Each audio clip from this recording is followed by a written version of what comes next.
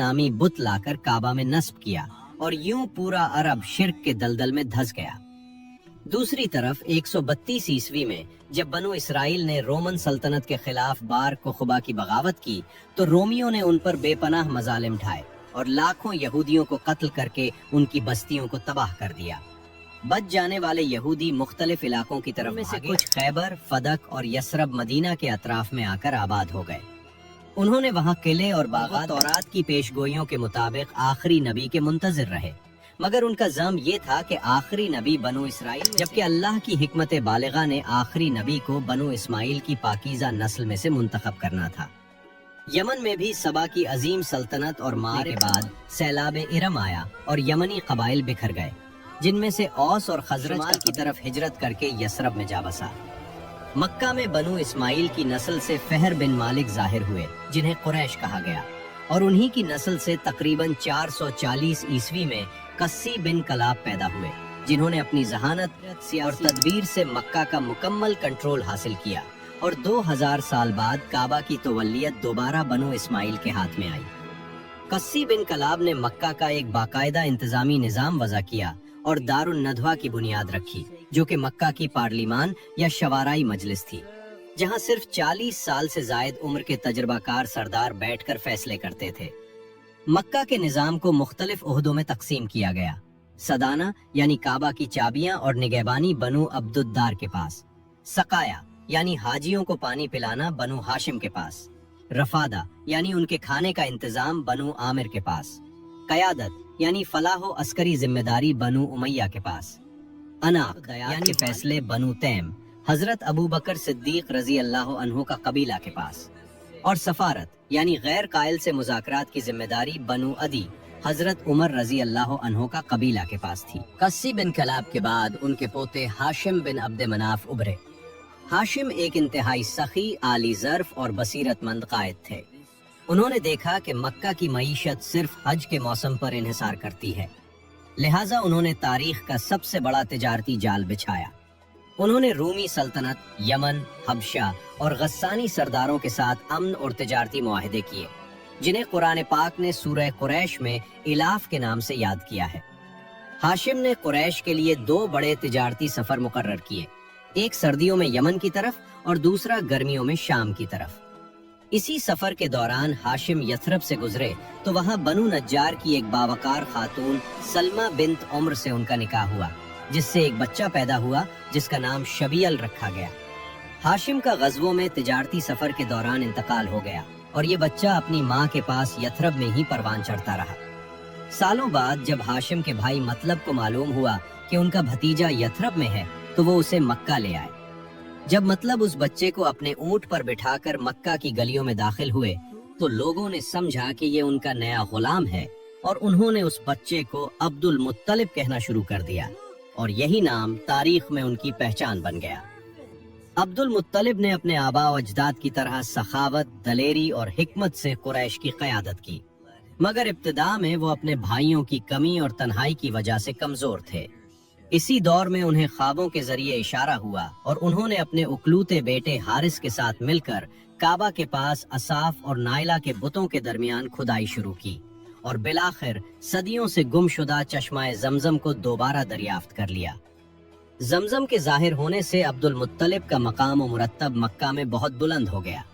मगर कुरैश की हासिदाना कशमकश को देखकर उन्होंने मानत मानी थी कि अगर अल्लाह ने उन्हें 10 बेटे दिए तो वो एक बेटे को काबा के पास कुर्बान करेंगे। जब अल्लाह ने उन्हें 10 बेटे अता किए तो उन्होंने कुरा डाला और कुरा उनके सबसे छोटे और महबूब बेटे अब्दुल्ला के नाम निकला।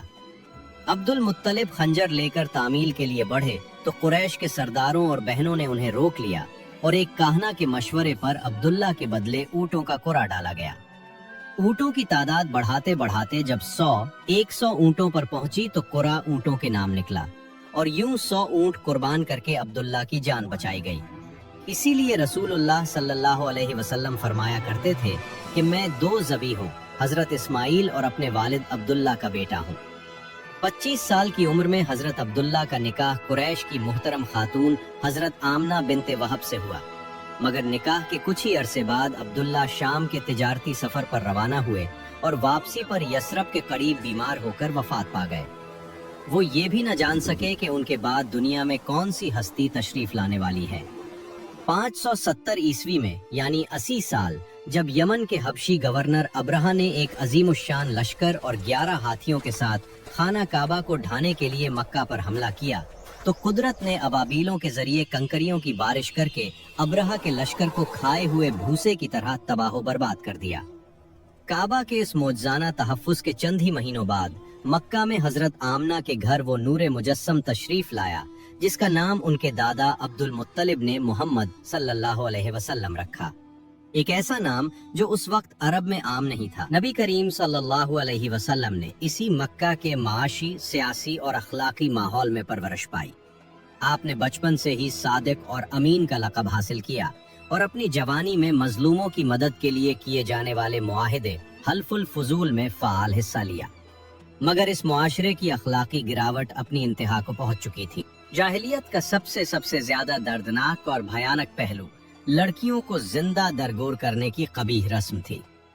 اگرچہ یہ عمل تمام عرب قائل میں یکساں نہیں تھا اور خدیجۃ الکبریٰ رضی اللہ عنہا جیسی باوقار اور صاحب ثروت خواتین بھی موجود تھیں،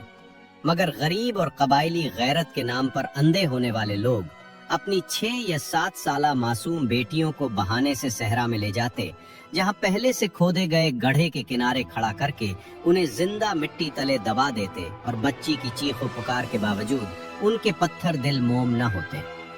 قرآن مجید نے سورۃ التکویر میں اس ہولناک ظلم کی منظر کشی کرتے ہوئے فرمایا کہ قیامت کے دن جب زندہ دفن کی گئی بچی سے پوچھا جائے گا کہ اسے کس گناہ کی پاداش میں قتل کیا گیا تو ظالموں کے پاس کوئی جواب نہیں ہوگا۔ اسلام نے آ کر اس درندگی اور ظلم کا خاتمہ کیا، عورت کو عزت و احترام کے اعلیٰ مقام پر فائز کیا اور بیٹیوں کی بہترین پرورش اور تربیت کرنے والوں کو جنت اور نبی کریم صلی اللہ علیہ وسلم کی معیت کی بشارت دی۔ اسی طرح جاہلیت کی ایک اور کٹھن رسم زہار تھی، جس میں مرد اپنی بیوی کو اپنی ماں کی پشت سے تشبیہ دے کر معلق کر دیتے تھے،